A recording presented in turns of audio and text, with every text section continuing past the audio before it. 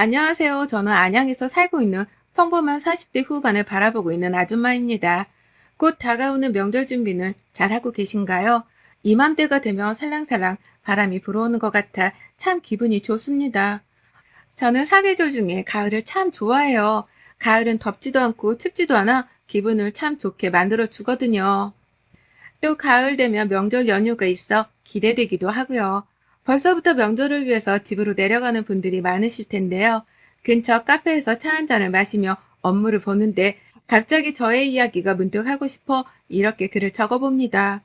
저는 가을만 되면 저의 이야기가 생각이 나네요. 저는 굉장히 늦게 결혼을 했던 탓에 부모님들이 참 많은 걱정을 하고 계셨죠. 사실 지금에는 늦게 결혼한 것도 아니지만 그 당시에는 주변 사람들이 다 결혼을 할 때라 노처녀 소리를 많이 듣곤 했어요.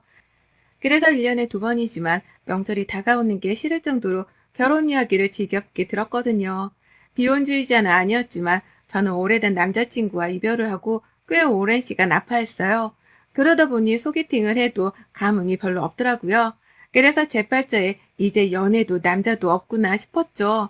근데 명절 때마다 저에게 늘 잔소리를 하는 저희 이모가 좋은 사람이 있다고 한번 만나보라고 했지만 저는 한사코 거절했어요. 다들 아시겠지만 가족한테 받는 소개팅이 사실 얼마나 불편할지 너무 잘 알기 때문에 괜찮다고 해도 매일 이모가 전화가 와서 엄마랑 닥달을 하는데 그래 이왕 자꾸 이러는 거 한 번이라도 만나보자 싶어 소개팅을 가장한 선을 보러 나갔어요. 벌써 이것도 오래된 일이라 그때 소개팅이나 선은 꼭 호텔 커피숍에서 했거든요. 그때 명동에 있는 호텔이었던 것 같은데 거기 1층에서 만나기로 하고 집에 있는 옷을 대충 입고 나갔어요. 사실 누구와 만나도 감흥이 없던 저라 이번 만남도 그럴 거라 생각했거든요. 그렇게 당일날이 되고 좀 일찍 도착했던 터라 기다리고 있는데 저 멀리서 아주 멀끔한 정장 차림의 남자가 저를 보며 걸어오는데 저 사람인가 싶은 게 그 사람이 맞았어요. 빨리 온다고 했는데 차가 막게 늦게 와 죄송하다며 저에게 연신 꾸벅꾸벅을 건네던 그 남자는 제가 생각했던 것보다 훨씬 더 멋있었으며 매너까지 있었어요. 그분을 보니 오늘 옷을 이렇게 입고 온 것에 괜시 내 후회가 되더라고요. 그렇게 앉아서 1시간 동안 서로의 이야기를 주고받으며 하는데 남자분이 저에게 식사하러 가실래요? 물었고 저도 싫지 않았던지라 우리는 그 하루를 정말 재미나게 보냈던 기억이 납니다. 집에 들어오자마자 이모랑 엄마가 어땠냐고 물어보길래 그냥 괜찮았어 이러고 방으로 쏙 들어갔지만 내심 오랜만에 설레이는 만남을 한지라 기분이 좋더라고요. 그렇게 우연히 만난 소개팅에 한 번, 2번, 그렇게 여러 번을 만났고 잘 만나보기로 했답니다. 가장 좋아한 건 이모랑 엄마였어요. 너무 잘 됐다며 좋아하시던 모습을 보니 저도 괜시리 이번엔 잘 돼서 뿌듯하더라고요. 이모는 건너 건너 아는 지인의 아들인데 너무 괜찮아 남편감으로 강력 추천을 했다고. 그러다 제가 만났고요. 우리는 그렇게 연애를 재미있게 하고 있을 찰나에 남자친구는 저에게 진지하게 자기와 같이 살 마음이 있냐고 묻더군요. 저도 나이가 있는지라 좋다고 말했고 각자 집에 결혼을 하고 싶은 사람이 생겼다 말을 했어요. 저희 집에서는 경사가 났지만 남자친구 집에서는 제가 탐탁지 않았던 것 같습니다. 그런 이야기를 하고 나서 남자친구가 연락이 잘 되지 않더라고요. 답답한 마음에 연락도 계속 해보고 걱정돼 집으로 찾아갔더니 저에게 우리 엄마가 결혼을 조금 천천히 하라고 하더라. 그래서 마음이 좋지 않아 연락을 못했던 거라고 하는데 제가 남자친구에 비해 빠진다고 생각한 건 없었는데 막상 입으로 반대 이야기를 들으니 사실 놀랍기도 했습니다. 남자친구와 저는 직장인이었지만 남자친구는 평범한 회사원이고 저는 회사 중에 중소기업 중에도 굉장히 탄탄한 곳에 다니고 있고 직급도 여자이지만 과장까지 하고 있었거든요. 연봉도 사실 남자친구보다 제가 조금 더 높은데 가진 것도 더 많은 걸로 알고 있는데 나를 반대해? 라는 생각도 들더라고요. 뭔가 그때는 오기가 생기기도 했고 지금 남자친구를 놓치면 평생 후회하겠다 싶어 저는 그렇게 반대하는 남자친구네 부모님께 잘 보이려고 갖은 노력을 했어요. 명절 때면 백화점에 산 과일부터 고기까지 최상급으로 보내고 아무 날이 아닐 때도 선물 공세부터 전화도 매번 드렸던 것 같아요. 부담스럽다고 하셨지만 저는 포기하지 않고 그렇게 한 반년을 노력했을까요? 한 번은 만나주지 않으시던 남자친구 어머님이 저를 보자고 하더라고요. 이제 그 노력이 통했구나 싶어서 정말 많은 준비를 하고 꽃다발까지 들고 찾아뵈었어요. 하지만 만난 그 자리에서 저에게 하는 말은 하나같이 나이가 많아, 아이를 못 낳을 것 같아 걱정이 된다, 우리 아들보다 돈을 더 버는 게 못마땅하다 등등의 반대 사유를 늘어놓더라고요. 나이가 많은 건 어떻게 할 수 없고 돈 버는 거야 숨길 수 없는 건데 할 말이 없어 고개를 푹 숙였더니 남자친구가 이 사람 아니면 결혼 생각 없다고 세기를 박아버리더군요. 그렇게 남자친구 부모님과의 첫 만남을 뒤로한 채 저는 집으로 돌아와서 문을 걸어 잠그고 이틀을 내리 울었던 기억이 나네요. 사랑하지만 그렇게 우리는 결혼이 아닌가 보다 하고 생각이 들 때 남자친구가 엄마가 우리 사이를 허락했다면서 좋아하더라고요. 처음에는 너무 놀랐지만 허락하셨다니 기쁘더라고요. 그때부터 결혼 준비를 시작했죠. 결혼 준비를 하면서도 남자친구 어머님과 저는 부딪히는 것들이 너무 많았어요. 애단부터 시작해 혼수까지 모두 다 간섭을 하는 어머님 때문에 저는 돌아버릴 지경이었고 남자친구는 그 중간에서 어찌할 바를 몰랐죠. 저희 부모님은 시댁 어른들께 잘해라, 네가 참아라 했지만 하나부터 열까지 시비를 거는 어머님 때문에 위험까지 걸려 너무나 힘들었던 결혼 준비였습니다. 그렇게 어찌저찌 결혼을 하였고 신혼집은 시댁과 10분 거리도 안 되는 곳에 얻었죠. 그게 시어머니가 결혼을 허락한 이유였기도 했고요. 신혼생활을 즐기려고 하면 주말마다 들이닥치는 시어머니 등살에 김장하면 김장하는 대로 휴가 내고 오라고 부르고 산부인과 가서 네가 자궁이 튼튼한지 한번 보자면서 같이 가고 제가 살림은 잘하는지 또 자기 아들 밥은 안 굶기는지 하나부터 열까지 그렇게 간섭을 하는데 당연히 아이가 생길 리가 없잖아요. 하도 손주를 바라셔서 다니는 회사까지 휴직기를 내고 임신 준비에 열중했습니다. 저도 늦게 결혼한지라 꼭 아이는 가지고 싶어 몸을 열심히 건강하게 갖고 아이를 가지고 출산까지 무사히 했어요. 시어머니가 저에게 가장 적게 잔소리한 시기가 바로 저 임신했을 때였습니다. 출산하고 난 뒤부터는 내 손주가 보고 싶다 하면서 매일같이 집으로 들락날락 하더라고요. 원래 조리원에 갔다가 와서 2주 산후도우미를 신청했는데 왜 우리 손주를 남의 손에 맡기려고 하냐며 난리법석을 쳐가지고 시어머니가 와서 산후도우미를 자청하셨어요. 산후도우미가 오면 저는 좀 새벽에 못 자니까 자기도 하고 못 만난 친구들도 오전에 잠깐 만나고 싶었는데 아침부터 오셔서 정말 애기만 보고 애기 모유 수유하는 시간까지 방에 따라와 참견을 하셨죠. 물론 첫 손주니까 이뻐하시는 건 알겠지만 이건 너무 심하잖아요. 그렇게 어머님에 대한 불만에 제 마음이 하나둘씩 쌓여만 가던 어느 날 폭발을 하는 순간이 왔습니다. 회사도 복직해야 하고 모유 수유는 딱 6개월까지만 생각해서 이제 슬슬 끊으려는데 저보고 모성애가 없다. 왜 회사에 복직하느냐? 그럼 얘는 어떡하느냐? 너는 왜 이렇게 애가 막대 먹었느냐? 등등의 막말을 시전하는데 저도 모르게 어머님 저 진짜 너무 힘들어요. 그만 좀 하세요. 라고 하자 어머님은 놀랐는지 후다닥 전화를 끊으시대요. 친정엄마가 어린이집에 가기 전까지 아이를 봐주기로 했고 저는 제 일을 놓치고 싶진 않았거든요. 그거 남편과도 상의한 일이었고요. 그렇게 저는 복직하면서 시어머니의 잔소리 폭격은 시작되었어요. 저는 이때부터 안 되겠다 싶었고 더 이상 어머니에게 노란하지 말아야겠다 싶었습니다. 그때부터 저는 오시던 친정엄마에게 이야기를 하고 어머니께 말씀드렸어요. 어머님, 제가 복직했는데 이번에 엄마가 몸이 안 좋으셔서 2주 정도만 얘기 좀 봐주실 수 있을까요? 라고요. 자기 손자인데 당연히 좋다면서 오시더라고요. 근데 어머님은 아이는 좋아하는데 육아를 잘 하진 못하시거든요. 또 저희 애기가 되게 예민하기도 해서 정말 잠을 잘 안 자고 계속 안아줘야 잠을 자는 아이라 저희 엄마도 진짜 힘들어 하셔서 제가 이모님도 일주일에 몇 번 부르거든요. 근데 어머님한테는 이모님 부른다고 얘기를 안 해서 아마 혼자 보셔야겠죠. 그렇게 2주 동안 저희 집으로 오는 어머님이 말씀은 안 하셨지만 집에 갈 때는 녹초가 돼서 가시는데 솔직히 너무 기분이 좋았어요. 저보고 애 하나 키우는 게 얼마나 쉽냐. 너는 그 쉬운 것도 못하냐며 매일 와서 혼자 예민한 아이를 보고 있으니 아마 뼈저리게 느끼셨겠죠. 어느 날은 친정엄마는 언제쯤 오시냐 하시길래 제가 그랬어요. 아, 어머님, 저희 엄마가 회복이 좀 늦어질 것 같아서 한 달은 더 있어야 할 것 같아요. 그 대신 용돈 제가 넉넉히 드릴게요. 라고 했더니 갑자기 안색이 어두워지더라고요. 그렇게 한 달 넘게 어머님은 저희 아이랑 씨름하느라 살이 5kg가 넘게 빠졌다고 하길래 어머님, 저에게 애기하면 키우는 거 뭐가 어렵다고 하셨으면서 그러세요? 라고 했죠. 그렇게 첫 번째 저의 소심한 복수가 시작되고 두 번째 복수는 조금은 단계를 높여야 할 것 같더라고요. 근데 그 기회가 찾아온 거 있죠? 어머님이 허리가 안 좋으셔서 이번에 디스크가 터져 수술을 해왔는데 아버님도 일하시느라 옆에 계실 수가 없어. 제가 연차를 써서 어머님 간병한다고 자처했어요. 남편은 너무 고맙다고 연신 그랬지만 저는 다 생각이 있었죠. 어머님 수술하기 전부터 입원해 있는 거라 필요한 물품 물어봐서 다 챙겨갔거든요. 그리고 낮부터 저녁까지는 저는 간이 침대에서 잤어요.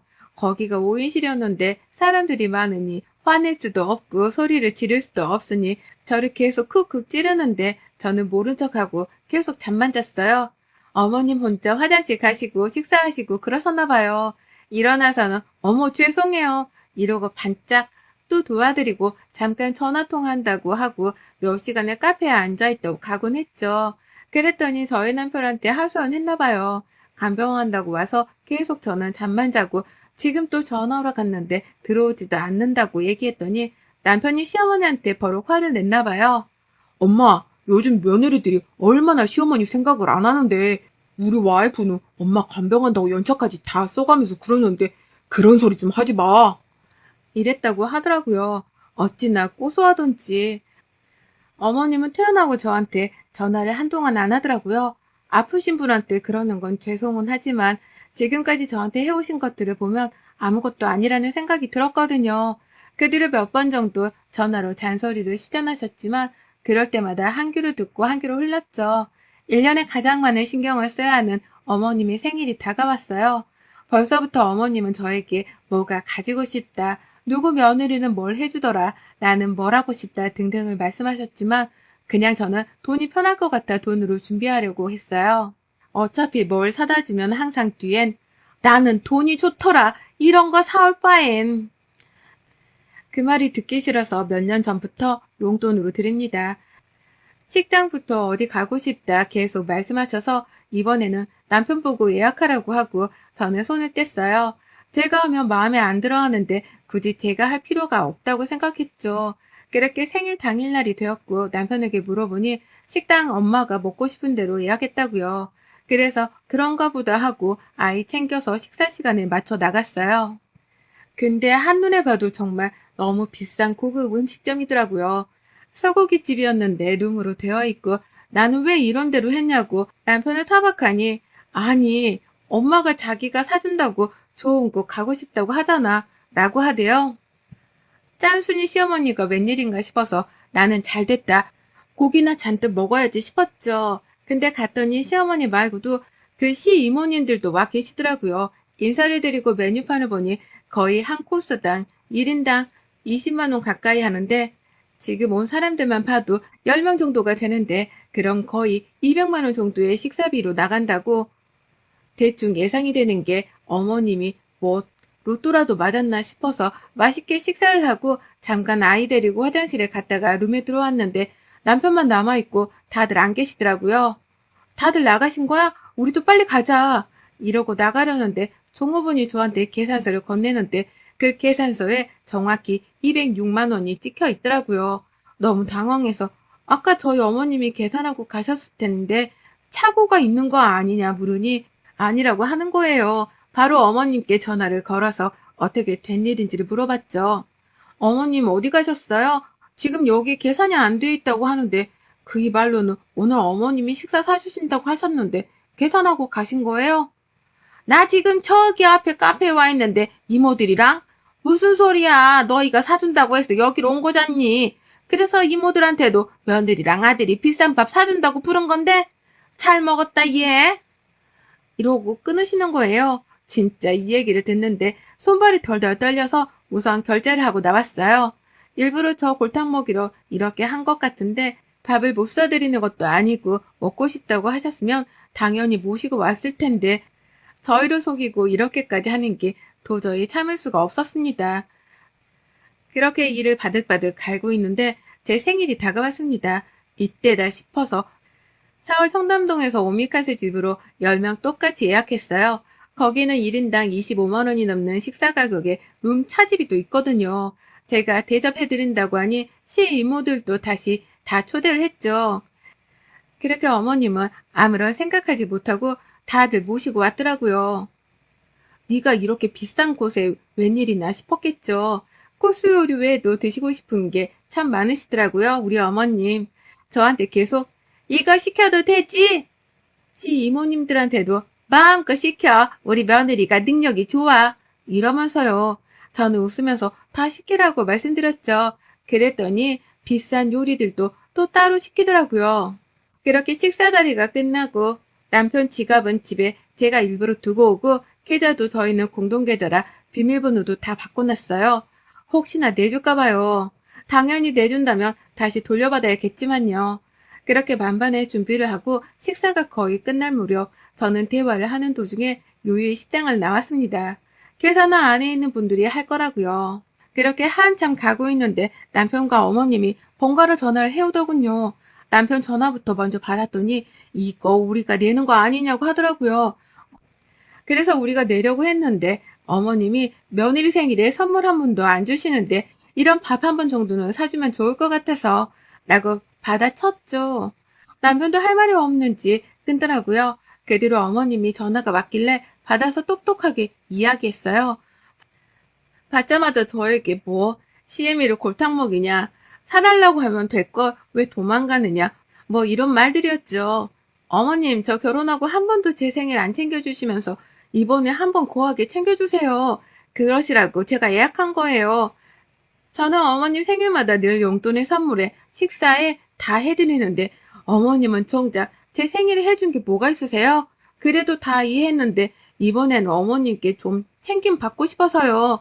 어머님, 회 되게 좋아하시잖아요. 여기 오메카세 맛집으로 유명해요. 맛있게 드셨으면 됐죠? 뭐 잘 먹었어요, 저도.